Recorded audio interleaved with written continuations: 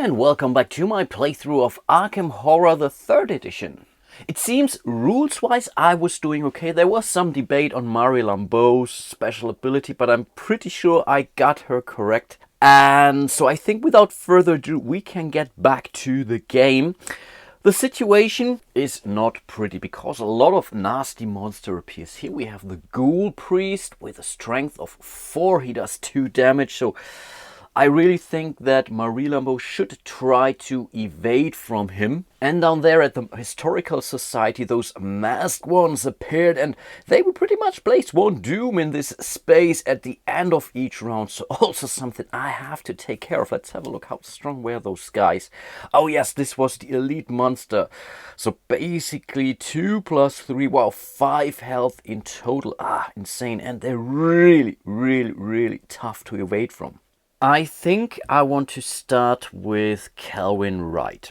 So he will move, and he will move 1, 2, 3, 4 spaces. 2 normal movements, and for each dollar you spend, you can move 1 space further, but you're only allowed to do that 2 times or twice per movement action. So he goes down from $3 to only 1 left.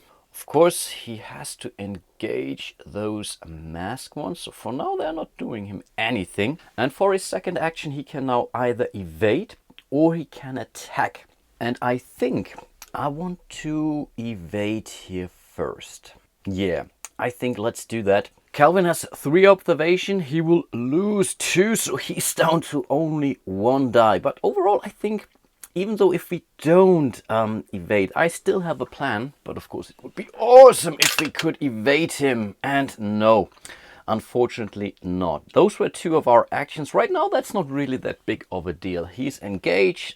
He takes a lot of wounds after this monster attacks. You suffer 2 damage unless you place 1 doom in your space. So maybe I will do that. On the other hand, I still have my condition with me, so I think I'm fine. So those were the 2 actions of Calvin. And then I move over to Marie Lambeau. And I think the first thing she wants to do is to focus. That's one of the things you can do if you're engaged with a monster. So she will focus observation, which brings her to 3. He gets her 1, or he takes 1 away. So she would still roll 2 dice now for her evade test. Really, fingers crossed. Awesome. Double 6s. Okay, so he's no longer engaged with her. That's really awesome. And in case you're really evading from all the monsters you're engaged with, you get basically an additional action. And with her additional action, she will totally attack this Ghoul Priest here. And the cool thing is, this monster will not engage with her again. This, or the Ghoul Priest, will stay exhausted as he is. So he's exhausted now. The only thing that he will do when he will activate is to, yeah, pretty much like the delay with investigators, he will stand up. So I think she gets 4 dice, if I'm not mistaken. Yes, her Grandma's Knife and her Strength.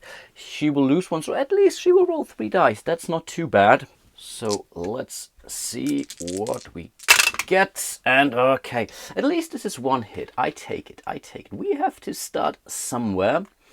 And that's pretty much it. And now we use her Smoky Velvet ability. On Calvin Wright, he did not attack this round. This was the main reason why I decided to try to exhaust these masked ones here first. But now he still gets his attack action. He gets 4 dice if I'm not, no, 5 dice if I'm not mistaken. Yeah, he has 3, and his Spirit Dagger provides him an additional 2. Yeah, that's 5 dice. And this monster here needs 5 hits. Okay, easy as that. So we need 5 successes in order to fully defeat it. Okay, let's go for it. And this was a total whiff. Wow, I think I need to use my Voice of the Messenger once more. So again, he has to take a horror hit, but this allows me to reroll all of my failed dice in this case. And maybe I was asking for too much here. Come on, guys, you can do it. Oh, this was so close. If he would have been blessed, this monster would be toast. But I take it anyway. We just did 2 damage to those masked ones here. Okay, that's not a bad start. Okie dokie, then it's Agnes Baker. And it took me some time to get to decide. And I think I want to prep her a little bit. So maybe sending her to the general store could be a good idea. And I totally love the artwork on those neighborhoods here. That really makes sense thematically. And unlike Arkham Horror the 2nd edition, you cannot simply go there and as an encounter buy stuff. You really have to hope for the right encounter in this case. But I think it's still worth it. So I will move her 1-2 spaces here. There is still a chance she may have a clue encounter here or an event or whatever. But anyway, for her 2nd action, I will have her focus once more. She has a focus limit of 2, and this is really something that's somehow related to Arkham Horror the 2nd edition, this focus level. So I cannot have more than 2, or she cannot have more than 2 of those focus tokens, and each of those can only be upgraded pretty much once. So focus limit of 2 is pretty much the average in this game. Okay, those were all of the actions, if I'm not mistaken. Yeah, now it's the monsters. So this guy will simply stand up. I will keep it like this. If I really exhaust it, I will more or less kneel him or tap him or whatever is legal now to say. Unfortunately, we have those masked ones here. So they will now attack Calvin here. So they will hit with 1 horror hit.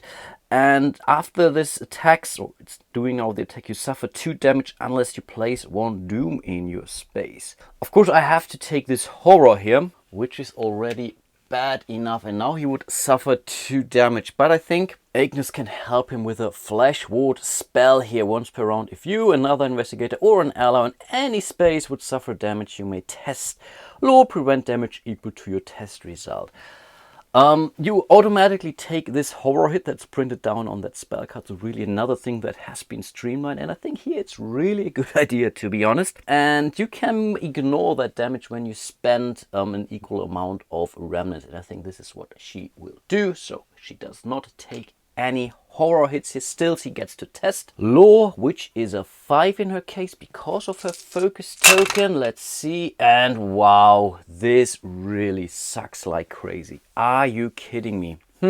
I could now spend 1 of those, but to be honest, no. I think not. Yeah, he has to suffer these 2 damage, which he can still put on his until the end of timer. This is now fully full and cannot take anything. The good thing is during a reckoning I can remove 1 of those tokens. Well, I'm back at my usual die rolling skills. This sucks like crazy, but I think this was already the monster phase. We come to the encounter phase. And I noticed something. I think I really should have started with those masked ones here, because I think you resolve those monsters also in player order. But in this case, it didn't really make a difference because the ghoul priest simply stood up. He doesn't have an encounter because he's engaged with a monster. So let's move over to Agnes first. And indeed, she does have an event card here at this general store. Davy turns away a fence trying to pawn her wares. You may spend $3 to buy what she offers. If you do, you discover... Oh wow, okay, let's not read. I think I will do, because she's at exactly $3, so why not use it? Of course, I'm limiting myself now in respect to movement, but I think let's go for it. I wanted to go there in order to prep myself. So let's see. If you do, you discover she's a grave robber who has been selling corpses to a strange cult. You gain 1 common item with value 4 or less and 1 clue from your neighborhood. Awesome. Okay, this was good. So let's see what we have. And it's really a pity that this is not a common item, a magical curio. This Elder Sign amulet would be so awesome. I cannot afford this because it's 4 or less, not 4 or less.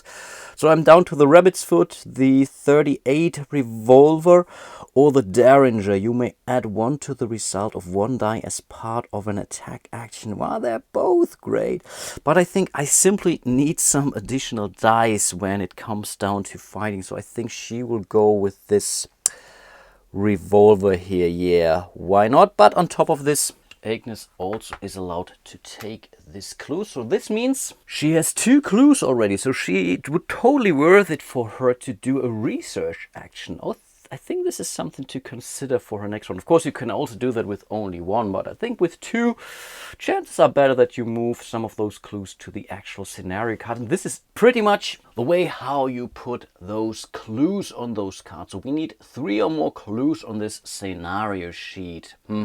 Next, discard the event card, so the general store is now the unstable location. And then we move over to Marie Lambeau. And no, I was incorrect. Of course, when this monster stands up, he immediately engages Marie Lambeau as well. Doesn't do any damage, but of course she also doesn't get to have an encounter here.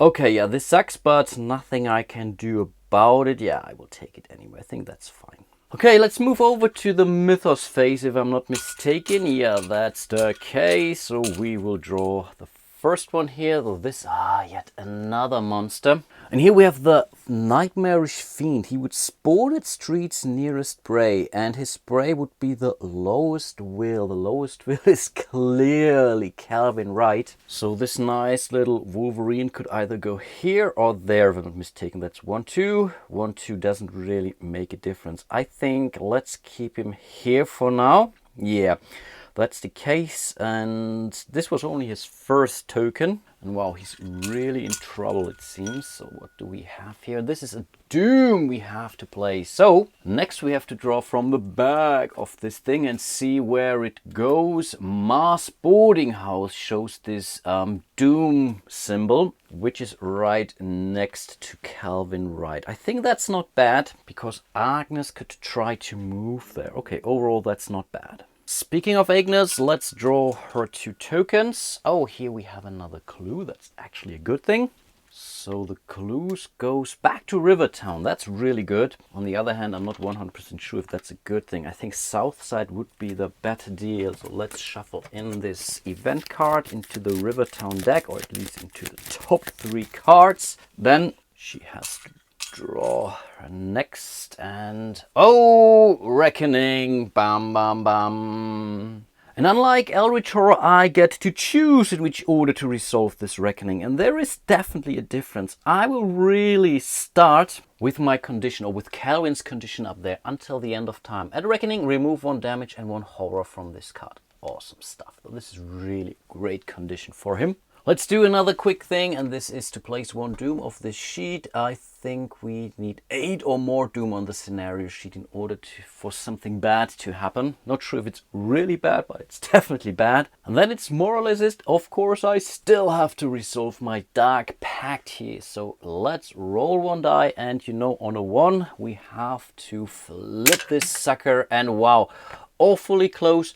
But we are good. In theory, I could use my Voice of the Messenger in order to re-roll that die. That's really clearly mentioned. It's not really a test, but still I'm allowed to do that. But unfortunately, I have already used the Voice of the Messenger this round. But okay, dodge that bullet here. Let's move over to Marie. Her first is also another Doom. So let's see where we have to place this in downtown. And that's the Independence Square. Pretty much up here. And last but not least, oh man, we have this, what is it called? Yeah, the Gate Burst, apparently. Take the top card of the event deck, place 1 Doom token in each space of its neighborhood, shuffle the card into the discard and place it on the bottom. Ugh, ugly. So first of all, we look at the neighborhood here, and this is East Town. So we would place 1 Doom in each of those spaces in East Town. So that's 1, 2, and 3. And then we take all the cards and the discards, shuffle those, and put it to the bottom of this event deck. And this is really like Pandemic style. So a lot of other ugly things will happen to a neighborhood which is already in a bad situation anyway. So yeah, really definitely something that will speed up the pace of this game entirely. But those were all of our Mythos tokens. And as I don't have much time today, I think I will call it for today. And yeah, I think maybe let's really focus on this 1 round per episode for now, until really I get behind things a little bit better. Hope that's fine for you. Maybe as of the next episode, I could really consider doing 2 rounds in a video, but really I don't have much time today. Hope you still enjoyed my little playthrough, or keep enjoying my little playthrough of Arkham Horror, the 3rd edition. And yeah, hope to see you soon in one of my other videos, and until then, bye bye!